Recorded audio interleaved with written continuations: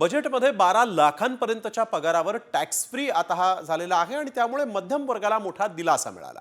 आता बजेट नंतर मध्यम वर्गाच्या नजरा लागलेल्या आहेत त्या रिझर्व्ह बँक ऑफ इंडियाच्या निर्णयाकडे। आरबीआयची लवकरच बैठक होणार आहे आणि या बैठकीत आरबीआय रेपो रेट संदर्भातला निर्णय जाहीर करणार आहे। आरबीआय रेपो रेट 6.50 वरून 6.25% करणार का याकडेही आता सगळ्यांचं लक्ष लागलं आहे।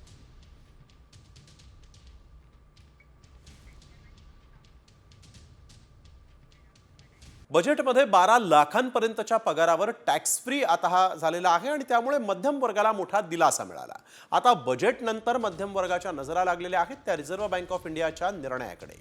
आरबीआयची लवकरच बैठक होणार आहे आणि या बैठकीत आरबीआय रेपो रेट संदर्भातला निर्णय जाहीर करणार आहे। आरबीआय रेपो रेट 6.50 वरून 6.25% करणार का याकडेही आता सगळ्यांचं लक्ष लागलं आहे।